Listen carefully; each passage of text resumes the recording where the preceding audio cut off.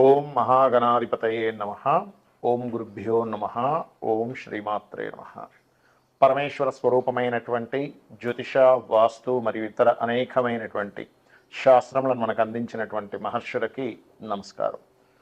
హయగ్రీవ హయగ్రీవ హయగ్రీవేతి యో వదేత్ తస్య నిస్సరతే వాణి జహ్నుకన్యా ప్రవాహవత్. అరుణాం కరుణాతరంగితాక్షీం ధృతపాశాంకుశపుష్పబాణచాపాం అనిమాదిభిరావృతాం మయూఖైః అహమిత్యేవ విభావయే భవానీ. శ్రీమాత్రే నమః. ప్రేక్షకులకి ఆ లలితాంబిక అమ్మవారి యొక్క అనుగ్రహం పరిపూర్ణంగా కలగాలని మనస్ఫూర్తిగా కోరుకుంటూ, మనకి రాబోయే కొత్త సంవత్సరంలో ప్రతి లగ్నము వారు, లగ్నం తెలియని వారు, రాశివారు ముఖ్యంగా ఈ 5 విషయాలు కనుక మీరు పాటించగలిగితే మీకు ఎన్ని లాభాలు ఉంటాయి అంటే, మనందరికీ కావాల్సిన మేజర్గా ఏవైతే ప్రాబ్లం పడకుండా ఉంటామో ఆ లాభాలన్నీ ఉంటాయి. ఏమిటవి? ఒకటి, అందరికీ కావాల్సింది ఏంటంటే డబ్బులు. అప్పు ఉండకుండా ఉండాలి, అప్పు తీరిపోవాలి, కాస్త ఫైనాన్షియల్గా గ్రోత్ ఉండాలి కదా. అదేవిధంగా ఉద్యోగంలో, వ్యాపారంలో ఎటువంటి సమస్యలు రాకూడదు, అనారోగ్య బారిన పడకూడదు. ఇక మిగతావన్నీ కూడా చిన్న చిన్నగా మనకి చూడండి, ఇప్పుడు వివాహం అవ్వాలనో, ఇల్లు కట్టుకోవాలనో, ఇవన్నీ తర్వాత వస్తాయి. కానీ ఈ యొక్క విషయాల్లో మీకు బాగుండాలి అంటే అసలు మనం మేజర్ ప్లానెట్స్నే ఎప్పుడు కూడా సంవత్సర ఫలితాల్లో తీసుకుంటాం. ఈ మేజర్ ప్లానెట్స్ కానివ్వండి, మీకుండేటువంటి సహజంగా ఫలానా లగ్నంలో ఒక జీవుడు జన్మించాడు అంటే పర్టికులర్గా ఆ జాతకుడు, అమ్మాయి కావచ్చు, అబ్బాయి కావచ్చు, ఏ పరిహారం, ఏ దేవతను ఆరాధిస్తే బాగుంటుంది, ఈ సంవత్సరంలో మీరు ఏ దేవతను ఆరాధించాలి, ఎటువంటి పదార్థాలను గోవుకు తినిపించాలి, ఏ గ్రహం దగ్గర దీపారాధన చేయాలి అనేటువంటి విషయాలను ఒక్కొక్కటిగా చెప్పుకుందాం.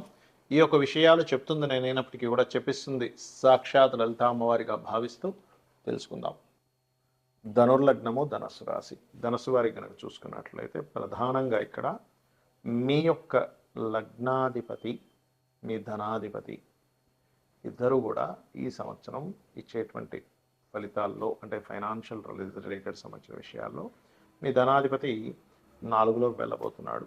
కాబట్టి కాస్త అర్ధాశ్రమ శని అంటూ ఉంటారు. కాకపోతే మీకు ఎప్పుడైతే 4లోకి వెళ్తున్నాడో ఇది రియల్ ఎస్టేటు, టీచింగు, ట్రైనింగ్ వీటి మూలంగా ఇస్తూ ఉంటాడు. కాకపోతే మీకు మరింత ఫైనాన్షియల్గా మంచి గ్రోత్ రావాలి అంటే కనుక శుక్ర బుధ గ్రహాల దగ్గర దీపారాధన చేయండి.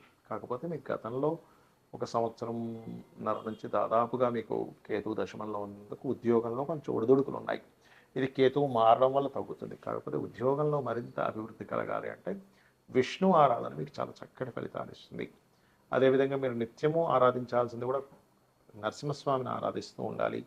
అయితే ఇక్కడ రుణరోగ శత్రువుల్లో ముఖ్యంగా రుణము, రోగము, శత్రుత్వం ఎక్కువగా స్త్రీ మూలకంగా లేనట్లయితే వివాహం మూలంగా వస్తూ ఉంటుంది. కాబట్టి మీరు ఎక్కువగా లలితా సహస్రనామాల్లో ఓం శివకామేశ్వరాంకస్త శివాస్వాధీన వల్లభాయ నమః చేస్తూ ఉండండి. దానివల్ల ఇబ్బంది అనేటువంటిది రాదు. అయితే వ్యాపార సంబంధించినటువంటి విషయాల్లో మాత్రం మీరు సహజంగా శుక్రగ్రహం బాలేదనుకోండి, వ్యాపార సంబంధించిన విషయంలో చాలా జాగ్రత్తగా ఉండాలి శుక్రగ్రహం బాలేనటువంటి వారు. అలాగే మరొక విషయం ఏంటంటే ఇక్కడ గమనించుకున్నట్లయితే ఇక్కడ ఈ ధనాధిపతి మరియు శుక్రుడు మరియు గురువు, ఈ గ్రహాల యొక్క స్థితిగతులు కనుక చూసుకున్నట్లయితే శుక్ర గురు ఈ గ్రహాల యొక్క స్థితి వల్ల ఏమవుతుంటుందంటే మీరు ఏదైతే ఈ సంవత్సరం ప్రయత్నం చేస్తుంటారో ఇవి కొంతవరకు ఫలితాలు ఇస్తుంటాయి. కాకపోతే అర్ధాష్టమి శని వల్ల మీరు కాస్త నూనెని దానంగా ఇస్తూ ఉండండి. టెంపుల్స్లోని దీపారాధన కోసమని శివాలయాల్లో ప్రత్యేకంగా ఇస్తూ ఉండండి.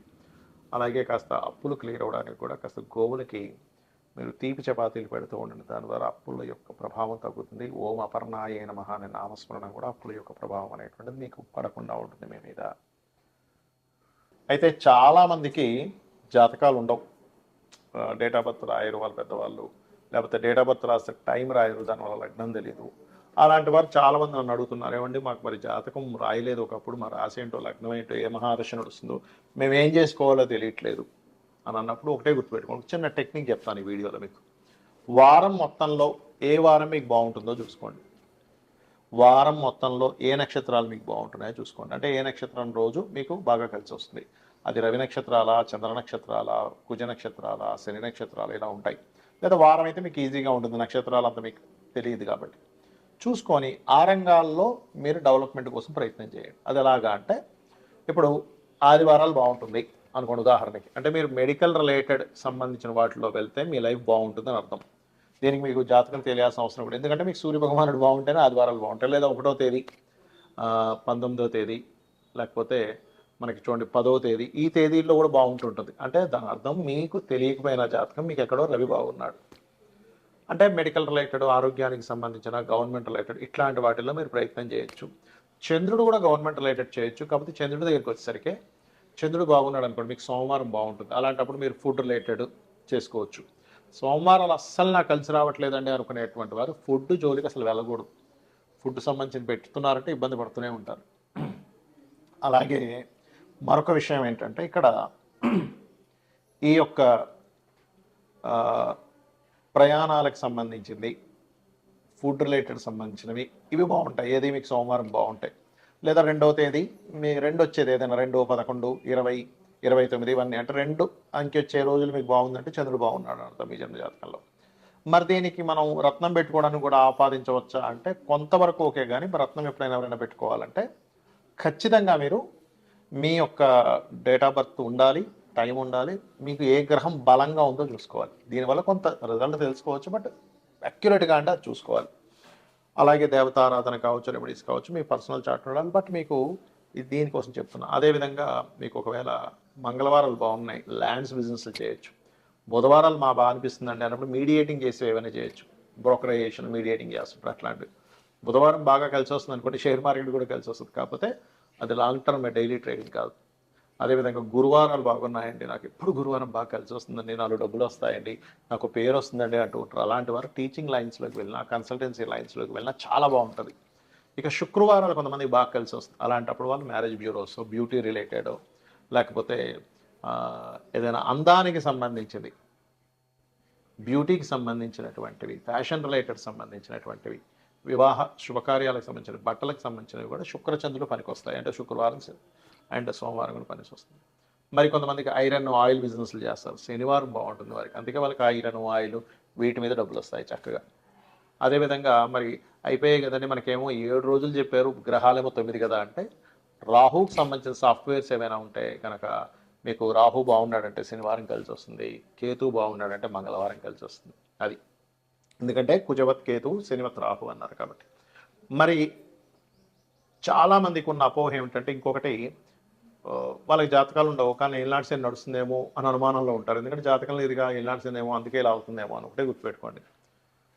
ఏలినాటి శని అనే కాన్సెప్ట్ ఎప్పుడు కూడా మిమ్మల్ని స్లో అవుతాయి పనులు, అంతేగాని మీ విజయానికి ఎక్కడ ఆపడు. నేను ఈ విషయంలో 10 ఏళ్ళ నుంచి చెప్తున్న ఉదాహరణ, స్వర్గీయ ఎన్టీ రామారావు గారి విషయంలో కావచ్చు, మన జగన్ గెలిచినప్పుడు కావచ్చు, గత 5 years బ్యాక్ చంద్రబాబు నాయుడు గారు గెలిచినప్పుడు కావచ్చు, అదేవిధంగా మోడీ గారు, పీఎం మోడీ గారు ఏలినాటి శనిలోనే ఆయన పీఎంగా కూడా కొనసాగుతూ వచ్చారు. 3rd term కూడా అర్ధాష్టమి శనిలో అని చెప్తూ వస్తున్నారు. కాబట్టి ఫస్ట్ మీ మైండ్లో నుంచి ఆ నెగిటివ్ థాట్ తీసేసేయండి. ఎప్పుడు కూడా మన థాట్సే మన జీవితం, గుర్తుపెట్టుకోండి. పాజిటివ్గా ఉండడం, ఏలినాటి శని నాకు అన్నీ ఇస్తాడు, పెళ్ళి ఇస్తుంది, ఉద్యోగం ఇస్తుంది, ధనాన్ని ఇస్తుంది, కానీ స్లో మనకు ఒక పాఠాన్ని నేర్పిస్తూ ఉంటాడనే విషయాన్ని మీరు అర్థం చేసుకోండి.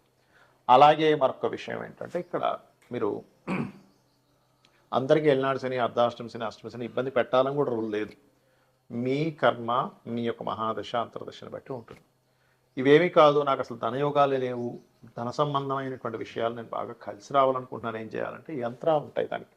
అంటే లక్ష్మీదేవికి సంబంధించిన ఒక యంత్రం పెట్టుకొని నిత్యము దానికి సంబంధించినటువంటి కొన్ని విధి విధానాల్లో కనుక ఆ యంత్రానికి శక్తిని చేకూర్చి కనుక చేయగలిగితే కూడా మీకు మీ కర్మలో, మీకు పూర్వజన్మలో చేసుకున్నటువంటి కర్మలో లేకపోయినా ఇప్పుడు చేసేటువంటి ధార్మికంగా ఇప్పుడు మీరు భక్తి శ్రద్ధలతో చేసేటువంటి పూజాది కార్యక్రమాల వల్ల కూడా అమ్మవారు అనుగ్రహిస్తుంది.